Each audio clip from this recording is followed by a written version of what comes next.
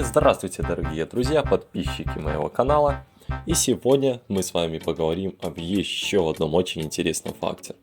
Я думаю, некоторые из вас были в казино, кто-то еще будет. Конечно, по моему мнению, лучше туда не появляться, но один факт, который я сегодня оглашу, именно об этом заведении. И этот факт звучит так, как в казино не бывает часов и окон. И что же об этом говорится в нашем мировом информационном пространстве? Согласно популярной информации, в игорных домах по всему миру с хитрой уловки пытаются заставить посетителей забыть о времени. Так ли это? По этому счету есть много разных мнений. Джон Маэда в своей книге «Законы простоты. Дизайн, технологии, бизнес, жизнь» пишет, что казино Лас-Вегаса изобрели весьма хитроумный трюк.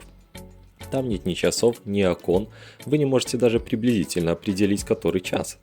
В игорных заведениях ощущение времени исчезает напрочь, время летит незаметно, кажется, что у вас его еще навалом. Дай им волю, владельцы казино и с сотовыми телефонами клиентов что-нибудь сделали, лишь бы те полностью утратили доверие времени и сидели в них до окончательного опустошения кошельков.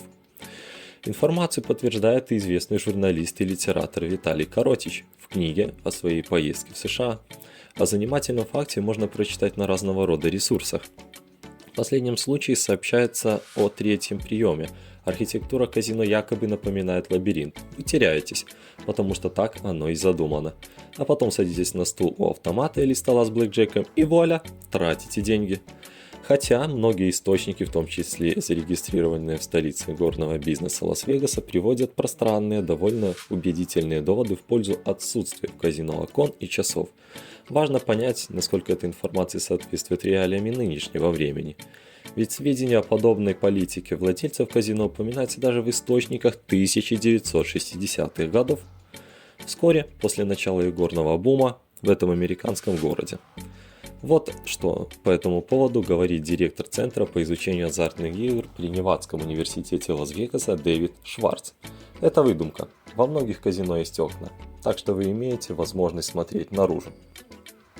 Есть заведения, в которых много естественного света. Что касается часов, то важно, чтобы они были. И не часто вы их увидите, но также не часто вы увидите их в ресторанах, кинотеатрах, музеях или церквях. То же самое касается и казино. Аналогичную информацию о том же Лас-Вегасском казино можно подчеркнуть и на других источниках. Что касается казино за пределами США, то в Великобритании подобная практика была бы вообще невозможной. С 2007 года там действует закон, по которому посетители казино в любой момент должны быть в курсе, сколько времени и денег они потратили. Таким образом, во многих казино, судя по прессе, по-прежнему не встречаются окна или часы. Но данная концепция давно утратила актуальность и не применяется повсеместно. Подписывайтесь на канал, бейте колокольчик и ставьте лайки.